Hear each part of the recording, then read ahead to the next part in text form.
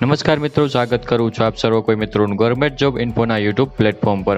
નવી શિક્ષણ નીતિ અંતર્ગત ગુજરાત સરકારે એડમિશન પ્રક્રિયામાં ધરખમ ફેરફાર કર્યા છે।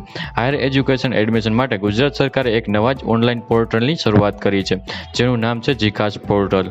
આ પોર્ટલ ઉપર વિદ્યાર્થી રજીસ્ટ્રેશન કરેલ હશે તો જ કોલેજમાં એડમિશન મળી શકશે। 12 પાસ વિદ્યાર્થીઓએ આગળ જતા કોલેજમાં પ્રથમ વર્ષમાં એડમિશન લેવા માટે ઓનલાઈન રજીસ્ટ્રેશન કરવું ફરજિયાત છે। તો આ કોલેજ ઓનલાઈન રજીસ્ટ્રેશન વિશે સંપૂર્ણ માહિતી એક જ વિડીયોમાં મેળવીશું। તે પહેલા વિડીયો ગમે તો લાઈક અને શેર કરી દેજો, ચેનલમાં નવા હોય તો ચેનલને સબસ્ક્રાઇબ કરી દેજો। તો ચાલો મિત્રો વિડીયોની શરૂઆત કરીએ।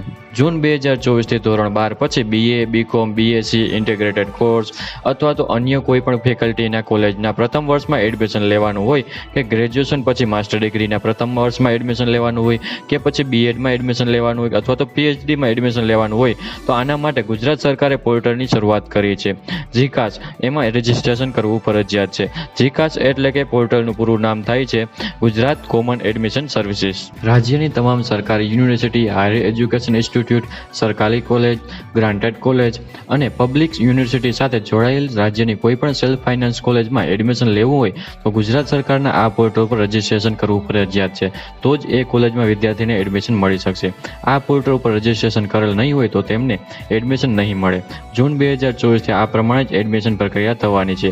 આ પોર્ટલ ઉપર રજીસ્ટ્રેશન તમે જાતે ઘર બેઠા જ કરી શકશો।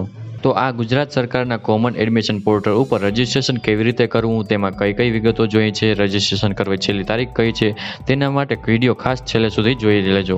સૌથી પહેલા વાત કરીએ આ પોર્ટલ વિશે, ટૂંકમાં જાણીએ કે આ પોર્ટલ ઉપર એડમિશન પ્રોસેસ કેવી રીતે કરી શકાય છે। તો સૌપ્રથમ પોર્ટલ ઉપર રજીસ્ટ્રેશન કરવાનું છે, ત્યાર પછી તમે જે આર્ટ્સ, કોમર્સ, સાયન્સ કે અન્ય જે પણ ફેકલ્ટીમાં એડમિશન લેવા માંગતા હોય તે યુનિવર્સિટી કોલેજ પસંદ કરવા અથવા તો સિલેક્ટ કરવાની રહેશે। તમે આમાં જેટલી ઈચ્છો એટલી યુનિવર્સિટી કોલેજ સિલેક્ટ કરી શકો છો।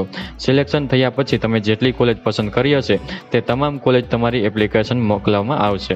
ત્યાર પછી જે તે કોલેજ એડમિશન માટે મેરિટ લિસ્ટ તૈયાર કરશે અને મેરિટમાં આવનાર તમામ વિદ્યાર્થીઓને ઈમેલ અથવા તો મોબાઈલ ઉપર મેસેજથી જાણ કરવામાં આવશે। ત્યાર પછી મિત્રો તમે જો કોલેજમાં એડમિશન લેવા માંગતા હોય તો કોલેજ ઉપર જઈને તમારે ડોક્યુમેન્ટ વેરિફિકેશન કરી એડમિશન લેવાનું રહેશે। માની લ્યો કે તમે કોલેજ કે યુનિવર્સિટી સિલેક્ટ કરી છે, એ કોલેજ કે યુનિવર્સિટીમાં એડમિશન તમારો વારો ના આવે અથવા તો કોઈ કિસ્સામાં તમારી એપ્લિકેશન નામંજૂર થાય કે રદ થાય તો તમે ફરીથી બીજી વાર 2 કોલેજો સિલેક્ટ કરી શકો છો।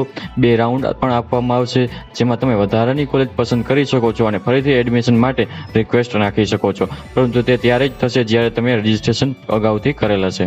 આ પોર્ટલનો સૌથી મોટો ફાયદો એ છે કે તમારે આ એક જ જગ્યાએ જ ફોર્મ ભરવાનું છે, અન્ય એક પણ કોલેજમાં કે યુનિવર્સિટીમાં ફોર્મ ભરવા કે ધક્કા ખાવાની જરૂર નથી અને ઘર બેઠા જાણી શકશો કે તમને કઈ કોલેજમાં એડમિશન મળ્યું છે।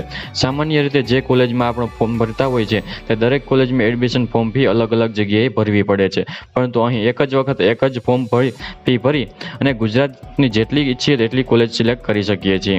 આ પોર્ટલ રાજ્યને 15 યુનિવર્સિટી લાગુ પડશે, ત્યારે સ્વાભાવિક છે કે કઈ પ્રશ્ન થાય કે કઈ કઈ યુનિવર્સિટીમાં આ પોર્ટલ લાગુ પડશે, જેમાં મિત્રો Gujarat university, Saurashtra university, Maharaja Sayajirao university, Indian institute of teacher education, Shri Somnath education university, Sardar Patel university, Maharaja Krishnakumarsinhji university, Baba Saheb Ambedkar open university, Shri Guru Govind university, Hemchandra Acharya ઉત્તર Gujarat university, Bhakt Kavi Narsinh Mehta university, Veer Narmad south Gujarat university, children university, Gujarat technological university. આટલી યુનિવર્સિટી સંલગ્ન કોઈ પણ કોલેજમાં તમારે એડમિશન લેવા માંગતા હોય તો તમારે પોર્ટલ ઉપર રજીસ્ટ્રેશન કરવું ફરજિયાત રહેશે। ત્યારબાદ મિત્રો ચર્ચા કરી ઓનલાઈન એડમિશન રજીસ્ટ્રેશન કઈ જગ્યાએ કરવું અને કેવી રીતે કરવું। તો મિત્રો તમારે ઓનલાઈન અરજી એડમિશન ઓફિશિયલ વેબસાઇટ છે જે જીકાસ gov.edu.in પર જઈને તમારે ઓનલાઈન રજીસ્ટ્રેશન કરવાનું રહેશે। રજીસ્ટ્રેશન કર્યા બાદ એડમિશન પ્રોસેસ કરવાની રહેશે, પરંતુ એડમિશન પ્રોસેસ ધોરણ 12નું રિઝલ્ટ ડિક્લેર થશે।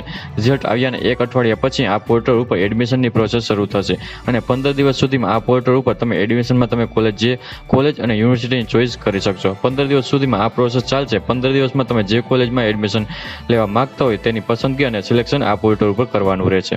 તો મિત્રો આ રજીસ્ટ્રેશન ફોર્મ ઓનલાઈન કઈ રીતે ભરવું તેના વિશે એક અલગથી વિડીયો આપણે આપણી યુટ્યુબ ચેનલમાં અપલોડ કરી દઈશું। તો આવી રીતે મિત્રો ગુજરાત સરકારે ધોરણ 12 પછી એડમિશન પ્રક્રિયામાં ધરખમ સુધારા વધારા કર્યા છે, જેમાં તમારે કોલેજમાં એડમિશન માટે આ પોર્ટલ ઉપર રજીસ્ટ્રેશન અને એપ્લાય કરવાનું રહેશે। તો આશા રાખું છું કે વિડીયો પસંદ આવ્યો હશે। વિડીયો પસંદ આવ્યો હોય તો લાઈક અને શેર કરી દેજો, ચેનલમાં નવા હોય તો ચેનલ સબસ્ક્રાઈબ કરી દેજો।